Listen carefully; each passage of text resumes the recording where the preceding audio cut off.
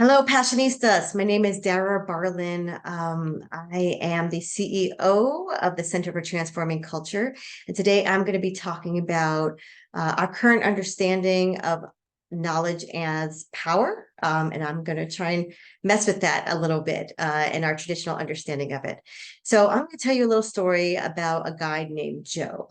I was working with a client focused on developing a strong and thriving culture for an online community in an educational environment. This was a university setting, and I found a bunch of volunteers to actually try and support the process of creating culture in this educational setting. And of the volunteers, Joe really stood out as doing some powerful work in the field. I mean, this guy was killing it. He was inviting people into so many different conversations to listen to what the challenges were of students in the setting. He was talking to professors, listening to what their challenges were. He was bringing people together in small groups to talk about how to sort of identify what was working, what wasn't, and how to take action on that. And he was just building community in such powerful ways. And people were loving the conversations. He was finding ways to bring, a sense of humor through memes, to identifying what the core issues were of so many people in the environment. He was giving voice to so much of what people were frustrated by. And because of that, people got really excited about it.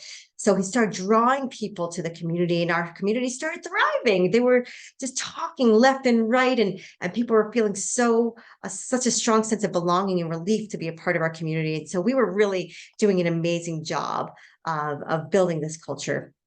And so I did what, a lot of folks in my position would do to recognize him, right? I didn't have money to give him for the work that he had. I couldn't give him couldn't give him a sort of a position forever in the organization, but I could give him a title bump, right? And I could say to him, hey, I'm going to give you the title of ambassador because you've been such an incredible volunteer. Like, I really want to elevate the work that you've been doing and give you credit for this incredible, powerful world that you've been helping to create.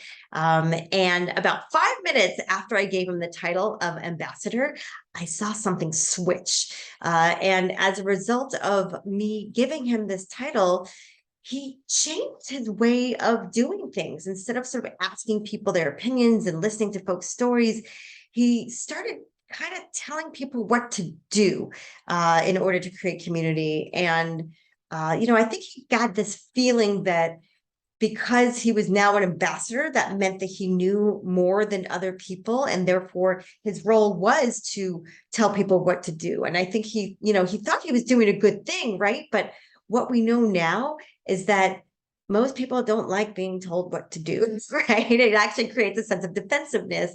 And a lot of people are not drawn to that. They're repelled away from it. And so as a result of his new style of telling people what to do, those conversations started dwindling. People stopped wanting to come to the conversation. People stopped wanting to engage with us at all. And our community was like on the brink of breaking, in part because, so many people who were once active and felt listened to and felt validated and felt like they were really being empowered to do something, were now felt like they were just being told what to do over and over again. And I think this is sort of the essence of power, right? In our difference of thinking about knowledge as power.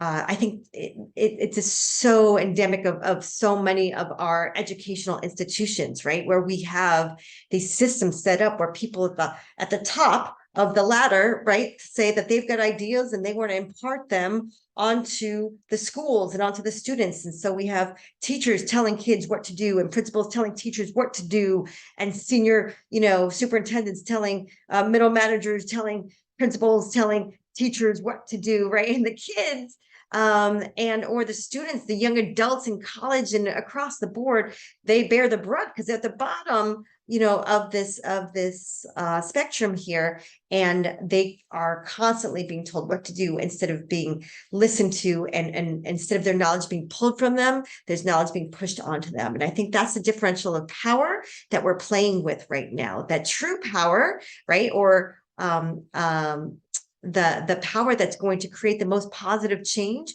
is when you can pull it out of folks, when we can collaborate with understanding what is the knowledge that you bring to the table or that students bring to the table, and what is the knowledge that we have to bring or we can bring, and how do we bring that knowledge together to co-create a vision for something better in the future.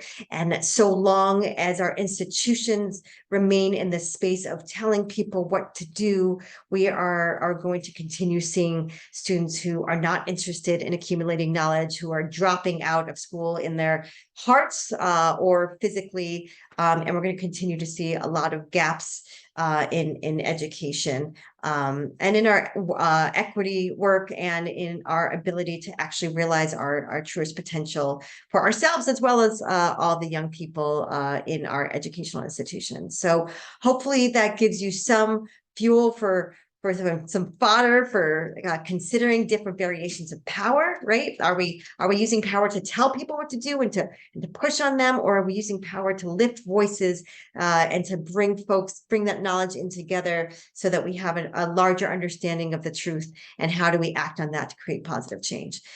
So thank you for listening. If you want to check out more, please check out the Center for Transforming Culture and get in touch. And I hope you have some great sessions.